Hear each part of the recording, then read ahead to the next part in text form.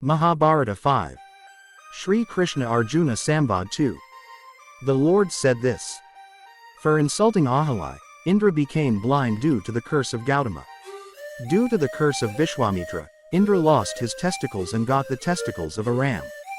Because he raised the Vajrayuta to prevent the Ashwini gods from giving their share. Indra's arms were made to stand still by the sage Shyavanarshi. Angered by the failure of the sacrifice, Daksha performed great penance and created another eye on Rudra's forehead. After Rudra, who had taken initiation to destroy Tripura, was tried by Shukrakarya, who tore off his hair and tried to kill him, but due to the snakes born from them, Rudra's throat became blue. In the previous self-existent Manvantara, Narayana had also given him the blue throat. During the time of Amritpati, when Angarasa Brihaspati performed ablution, the water in which he performed ablution was not pure. Then Brihaspati became angry and said, Since I performed ablution, I was not purified and became impure. Henceforth you will be polluted by animals like fish, crocodiles, turtles, etc. From then on, all the water became complex with aquatic creatures. The son of Tivashta, who was in the form of the universe, was a priest to the gods. He used to give a share directly to the gods and indirectly to the Asuras. In this case, Hiranyakashipu and other Asuras came to Swasru, the mother of Vishwarupa, and said, O mother, your son Tivashta, who is Vishwarupa and three-headed, is a priest of the gods. Directly giving a share to the gods and indirectly to us, from this the gods are getting increased. We are getting decreased. Call him and make him come towards us. Once when Vishwarupa came to Nandana, his mother said, Son, why are you making the other party increase and the party of your brother-in-law perish? Do not do this. Vishwarupa, thinking that he should not go beyond his mother's word, came to Hiranyakashipu. A curse was cast upon Hiranyakashipu by the sage Vasistar, the son of Hiranyakashipu. Since you have chosen another husband, may your sacrifice not be completed, may you be killed by a rare animal. Vasistha had cursed. Hiranyakashipu, who had received that curse, was killed in the same way. Therefore, Vishwarupa performed severe penance to increase his mother's family. Indra appointed Aspara women to break his vow. Seeing them, Twashtra, who was restless, became interested in them. Knowing that he was strong, the Aspara women said, We will go. He said, Where will you go? Stay with me. May it be good for you. He said, We are gods, Indra is our boon, he is the one we need. Then Vishwarupa chanted mantras saying, Today the Sendra gods will disappear. With those mantras, Trishir grew. In all the worlds, the Karmath Devya was drinking the soma sacrificed by the fire. He was eating the rice with one mouth, he was eating the Sendra deities with the other. Then Indra, satisfied with the soma drink, saw that he was prospering and became worried along with the gods. Those gods, accompanied by Indra, came to Brahma. The universe is drinking the soma that is sacrificed in all the sacrifices, we have no share, the party of the Asuras is prospering. And we are perishing. Therefore, please show us how we can be prosperous from now on. Brahma replied to them thus. The sage Bhargava Dadichi is doing penance. Make him sacrifice his body, and make a Vairayavad from his bones. Sri Krishna Arjuna Samvad 3. Later the gods came to where the sage Dadichi was doing penance. The gods Indra and others approached him and asked him politely, Venerable sir, is your penance going well? Is there any harm in it? To that Dadichi said, It is good that you have come. Tell me what I should do. I will act as you wish. Then they said, I should give up my body for the welfare of the world. To that Dadichi, being a great yogi who acted equally in matters of happiness and sorrow without any disturbance in his mind, put his soul in samadhi and sacrificed his body. When his supreme soul left the body, Brahma collected his bones and made a thunderbolt. That impenetrable and invisible thunderbolt carried Vishnu. With it, Indra killed Vishwarupa. He cut off his heads. After this, Indra churned Vishwarupa's body and killed Vritrasura, the enemy created by Brahma. Thus, in two ways, Indra, fearing the killing of Brahma, abandoned the kingdom of gods. He joined the cold lotus root in the mind.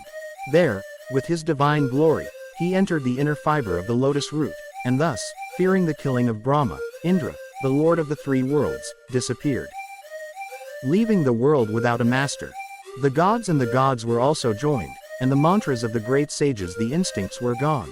The Rakshasas arose, the Vedas were lost. Without Indra, anyone could easily fall upon the weak worlds. Then the gods and sages anointed Nahusha, the son of U.S.A, in the kingdom of gods. Nahusha ruled the heavens, dimming all the lights with the 500 lights that were burning on his forehead. Then everyone regained their natural state and became healthy and joyful. Then Nahusha said, "All the pleasures that Indra was enjoying have become mine. But I have not got only Sachidevi," he thought, and went to her and said, "Oh, fortunate one, I will be Indra to the gods. Serve me." Then Saki said, "You are a devotee of religion by nature, born in the Soma dynasty, therefore, you should not force yourself on your wife." Then Nahusha said, "I am now in the position of Indra. Therefore, all the great things in the kingdom of Indra are mine. There is nothing wrong in this. Are you not Indra's object of consumption?" Then she said, "A vow that I am performing is not yet completed. I will come to you in a few days after its completion," Nahusha said, and he withdrew. Then Saki, saddened and seeking the darshan of her husband, came to Brihaspati out of fear of Nahusha. Seeing that she was extremely distressed, he thought that she was devoted to meditation and was anxious for her husband's affairs, and said, "With this fast, you, along with penance, invoke the blessed U.S.A, and then she will grant you the darshan of Indra." Sri Krishna Arjuna Samvad 4. The goddess Saki, being in high spirits, invoked the blessed goddess U.S.A with mantras. U.S.A approached Saki and said, "Here I am, as you have invited me. What should I do?" Saki bowed her head and prayed, "O goddess, please show me my husband. Are you not the true form and the false form?" U.S.A took her to the Manasarovar and showed her to Indra, who was in the lotus position. Then, seeing his wife in a ditch, Indra thought, "Alas, another sorrow must have befallen me. She must not have found me and has come here in search of me." He asked her, "How is your condition?" She said, "Nahusha has called me to be his wife, and I have asked for a period of time." To this Indra went and said to Nahusha, "Take me away by the Apravayana carried by the sages. I have traveled so many great vehicles till now. You should come to me by a different vehicle." Saying this, she left happily. Indra again joined the lotus. Then Nahusha came to Indrani and said, "The period of time you said has ended." So that she could say what Indra had said, Nahusha got on the vehicle carried by the sages and went to Saki.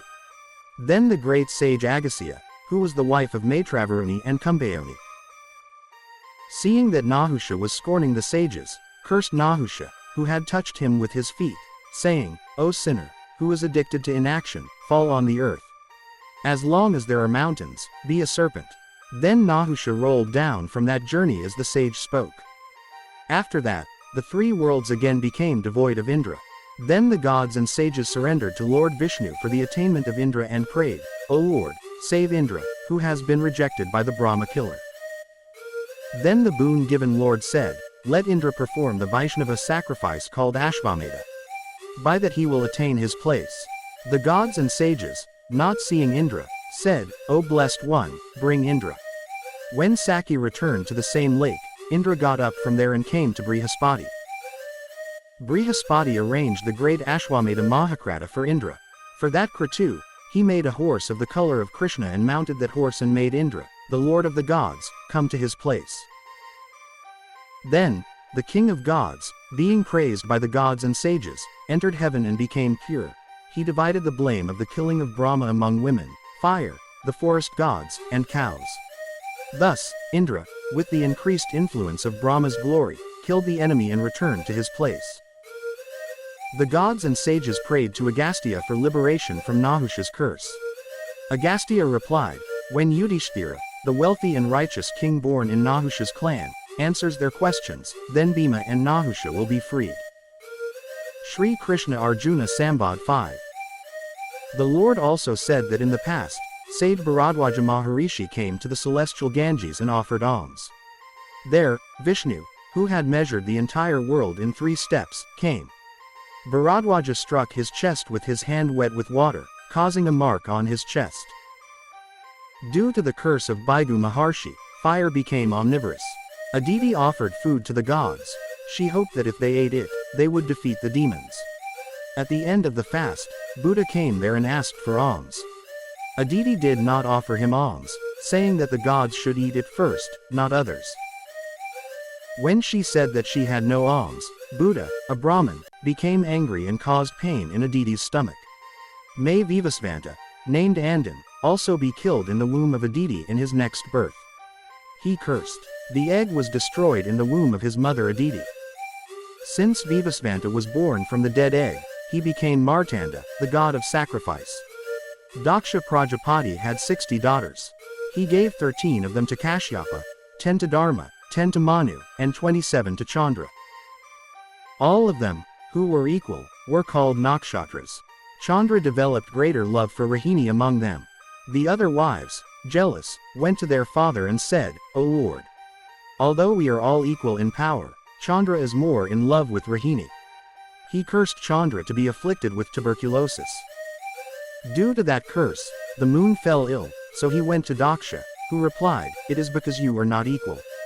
The sages there told him, "Go to the western sea and take a bath in the Hiranyasarasthira." Accordingly, he went there and took a bath in the Hiranyasarasthira and was freed from the curse of Daksha. Since the moon attained the state there, that state has since become famous by the name of Prabhasa. Due to that curse, even now the moon wanes in the Krishna Paksha until the new moon. In the Shuksha Paksha, it waxes until the full moon. Its body appears to be covered with a cloud. It has the color of a cloud. The sign of a hair on it is visible in a dim light. A sage named Skulashiras was performing penance on the northeastern ridge of Mount Meru. While he was thus performing penance, a fresh wind, carrying all kinds of fragrances, blew and touched his body. He, who was poor and had a body that was hot from penance, was very happy in his mind when he felt the wind blowing. Thus, as soon as he was satisfied with the wind, the plants there bloomed and became beautiful, and he cursed them, saying, "May you never bloom." Once again, Narayana became a sage named Vadavamukha for the welfare of the world. While he was performing penance on Mount Meru, the sea did not come to invite him. Then, unable to bear it, he caused the sea water to stagnate with the heat of his body. Its water became salty like the trickle of sweat. Immediately he said, "O ocean, let your water become unfit for drinking," but Vadavamukha will drink it again and again, and it will become sweet. Similarly, Vadavamukha is still drinking the water of the ocean. Rudra lusted after Kanai, the daughter of Himavatparva. The sage Brigu also came to Himavanta and asked, "Give me Kanai." Himavanta said, "I have come to know that Rudra is her groom." Baigu said, "Since you have rejected me, who came with the intention of marrying Kanai, may you no longer have any gems." Even now, that sage's words are true. Such glory belongs to the Brahmins. Even the Kshatriya caste is enjoying the eternal, imperishable earth as its wife, only by the grace of the Brahmins. There is Brahman in the form of fire and Soma, and the world stands on it. There is this verse in this regard. The sun and moon, Agni and Soma, are my eyes, their rays are my hair. The sun and the moon rise separately, bringing heat and pleasure to the world. Sri Krishna Arjuna Samvad 6. The Lord said again, "Now I will tell you the meaning of my names. Listen with a concentrated mind, because I am making the world happy and cheerful, the moon and the sun are causing joy. Because of these actions performed by Pandu and Agnisoma, I am called Harishikesh, the world-loving and boon-giving God. When invoked with the mantra, Idapahuda, etc., I am called Hari, because I am a part of me and because my color is also variegated. The essence of animals is both abode and ritual. Therefore Vipra calls me Ritadama. I took the land Avidam that was previously hidden from view and included the cave Gout. Therefore the gods called me Govinda. An animal devoid of fire is called Shishi, because I have entered into it, I am called Shishi. The sage Yasaka, with single-mindedness, has invited me in many sacrifices by the name of Shishi, therefore I have worn the name of Shishi. The generous Yasaka, having praised me as Shishi, entered the netherworld and regained the invisible Narukta. I, the knower of the field among all animals, have not been born before, am not born now, and will not be born in the future, therefore I am called Asia. I have never spoken a small or obscene word. The goddess Saraswati, the daughter of Brahma, who is the form of truth, is my voice. I have entered into myself the dead and the non-living. Therefore, the sages in the lotus-shaped Brahmaloka call me Satya. Know that I have never slipped from the essence, the truth is from me. O Dhananjaya, in this incarnation of mine also my essence remains the same as before. Because of the essence, I am pure and free from lust. My form is certain through the knowledge of the Satatantra. Therefore I am the witness. I plow the earth as the tip of a broad black iron plow. My complexion is also black. Therefore I am Krishna. The earth is made up of water, the sky is made up of air, and the air is made up of brilliance. From this, since the inability to unite the five elements with each other has gone, that is, because I have the ability to rise, I have been given the name Vaikantha.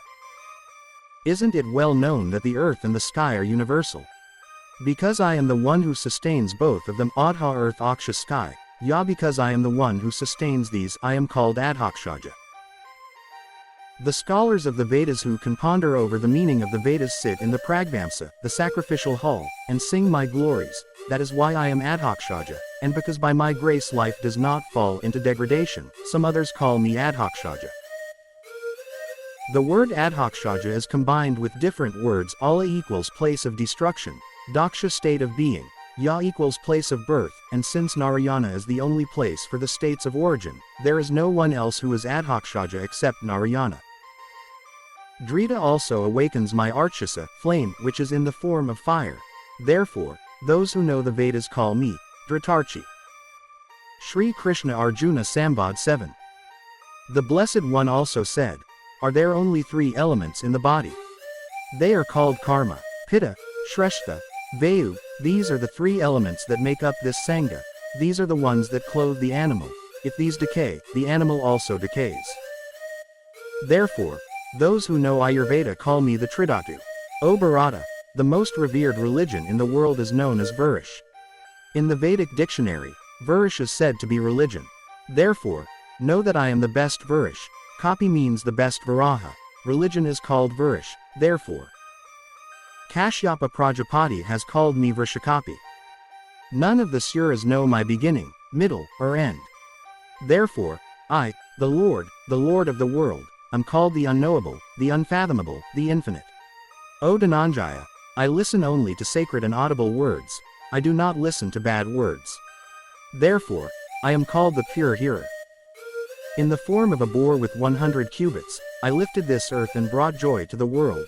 Therefore, I am the one-horned one. Similarly, in the form of a boar, I had 3 shoulders, and I became famous as the 3-horned one. I am the Prajapati, whom the Kapila Darshanists call Varincha, who gave life and created all the worlds. The Sankhyas, who have established the principle, say that I am the eternal person who is endowed with knowledge and is in the beginning. I am called Hiranyagarbha, the radiant one, in the Vedas, and I am worshipped by the yogis daily, and therefore I am called Hiranyagarbha on earth. They say that I am the Rigva, made of 21,000 Rigvas. The Samaveda, with its 1,000 branches, is also said by the Vedas. Vipra sings of me in the Aranyaka, my devotees are rare. Even in the Yajurveda, with its 101 branches, I am praised. The Brahmins who have studied the Atharvaveda call me the 5 conceptual Veda, combined with actions. The divisions in the Vedas, the songs in the branches, and the harmony of the tones, all these are made by me. O Partha, is not Hayagriva, the one who is endowed with boons, the one who is manifesting the division of the body and the division of the letters in the north? I am the one who knows this. The great Panchala, worship me in the way shown to Vamadeva and obtained the division of the Vedas from my Prasada, the eternal man. That Galava, born in the Babravya tribe, received a boon from Narayana and the infallible Yoga, composed the division of the body and the Vedanga called Shiksha, and was proficient in the division of the body. The great Brahmadatta, born in the Pundarika clan, repeatedly considered the sorrows of birth and death in 7 births and became reclusive and acquired the wealth of yoga. The prayer of the best of Kuras, in the past, due to a change of cause, I became the son of Dharma. Therefore, I am called Dharmajan. Later, Naranarayana mounted the chariot of Dharma and performed inexhaustible penance on the Gandamata mountain. At that time, the Daksha Yajna was performed. O Bharata, Daksha did not give Rudra a share. Therefore, Rudra, hearing Dadichi's words, destroyed the sacrifice. In anger, he used his blazing trident. That spear burned the vast sacrifice of Daksha to ashes and came swiftly to the Badarakashrama and fell on the head of Narayana. O Partha, my hair, which was Narayana, became the color of a morning glory due to its brilliance. Therefore, I thought of it as a morning glory. That spear, being repelled by the roar of the great Narayana, went into the hands of Shankara. Then Rudra came to those two sages who were performing penance. Then the great Narayana squeezed his neck with his hand, from which Rudra was named Sitakanta. Then Nara conjured a stick of bulrush to destroy Rudra. It became a large male. When he threw it, Rudra broke it into pieces. Thus, because the stick was broken, I was called Kandaparashu.